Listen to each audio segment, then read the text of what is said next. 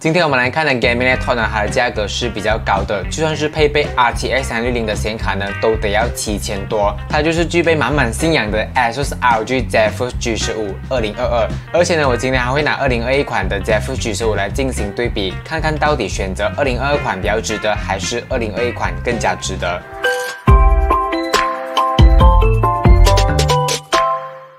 你好，我是Min。其实 Zephyrus G15算是一款比较轻薄的 Gaming Laptop， 而且它的等级呢的确比较高端，但是在追求轻薄的同时呢，取舍一部分的性能是难以避免的。所以难度就在于他们要做到很 balance 的表现，要大众都会买单的表现。今天呢，我们就简单来了解一下 ASUS Zephyrus G15 2022款。这一题呢是一个虚拟开箱，虚拟开箱呢并没有详细的去介绍产品，只是通过比较简单易懂的方式让你们了解产品。 影片开始之前呢，不妨先订阅我的频道，还有为这部影片点个赞和留言。欢迎收看虚拟开箱。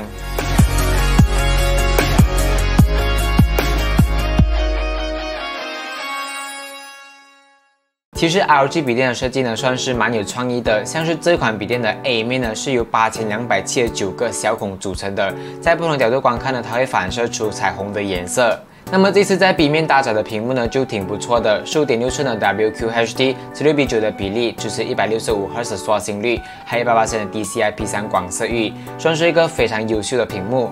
然后呢，有个亮点呢，就是它搭载了 720p 的 Webcam， 在之前我们基本看不到有摄像头出现在 ROG 的笔电，可能它反省了，的确是需要一个摄像头会比较好。在打开屏幕的时候呢 ，A 面的底部呢会把整个笔电撑起来，也就是有 Ergo Lift 的设计，这就会对散热系统有帮助。 它最大开的角度呢，可以达到180度，所以呢，也就可以应付更多的使用场景。在 C 面呢，它的开机键是在右上角独立出来的，左侧呢上方就有4个快捷键。那么它是没有 Numpad 的，键程是 1.7mm， 整个体验呢是中规中矩的。Touchpad 的面积是挺大的，听说呢整个按压和滑动的体验都很不错。I/O 接口的部分呢，在左侧呢就有电源接口 ，HDMI 2.0B RJ45， 一个 USB A 3.2的 Gen 2， 2个 USB C 3.2的 Gen 2， 支持 DP.4 和 PD 3.0。 再就是有 Audio Jack， 在右侧呢就有一个 USB A 3.2的 Gen 2和一个 Micro SD Card Reader。接口方面呢都很不错，把大部分的接口呢集合在左侧，就能够让右侧的空间更加充足。尤其是呢在使用滑鼠的时候呢就不会挡到。它是有搭载6颗喇叭的，所以相信声音表现都是蛮不错的。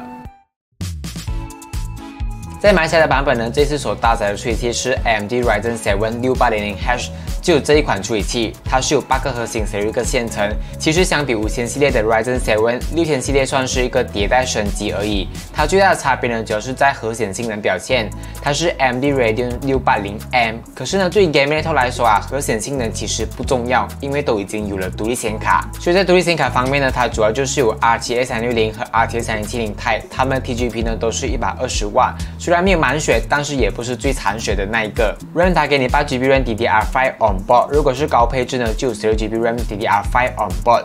它是有多一个 RAM slot 的，不过呢，它已经加好 RAM 给你了。低配的总共是有16GB RAM， 高配的是有32GB RAM。 在储存的部分呢，都是有1TB 的 PCIe 4.0 SSD， 有多一个 M.2 的 slot 可以升级。它是配备了90Wh的电池容量。无线连接的部分呢，它是采用 WiFi 6E 和蓝牙 5.2。在体积重量方面呢，它的厚度是19.9mm， 重量是 1.9kg。作为一款15.6寸的 Gaming Laptop 来说呢，它的重量和厚度呢都是很轻薄的，所以一些对于厚度重量要求比较高的用户呢，就可以选择这一类型的 Gaming Laptop。 在散热规格方面呢，它采用了双风扇6热管的设计，可是它有比较薄的厚度，所以多多少少呢在散热方面会有劣势。在价格方面呢，2022款呢主要就是有2款配置，第一款呢是 Ryzen 7 6800H RTX 360 16GB RAM， 它的售价呢是在7999。第二款呢是 Ryzen 7 6800H RTX 3070 Ti 32GB RAM， 它的售价是在9999。 那么对比2021款的 Zephyrus G15 ，2022款到底升级了什么？在马来西亚版本呢，它们的配置方面呢都有蛮大的差别的。那么在外观设计上呢，基本上都没有任何的差别，除了在 B 面，它正上方呢就多了一个摄像头。 因为有时候呢没有摄像头真的不太方便啊，所以加了之后呢肯定是更有好处的。那么第二项升级的就是在显卡支持了独显直连。其实呢这个技术呢看似普通啊，可是在比较高端甚至一些中端或者性价比高的 Gaming Laptop 呢都应该标配这项功能了。因为独显直连呢就可以让画面直接通过独立显卡输出，就不需要经过核显。因为通过核显输出的话呢会导致一些画质啊 frame per second 下降，所以呢，高端笔电是很需要这项功能的。除此之外呢，2022款的显卡 TGP 呢，从之前的100瓦提升到了120瓦。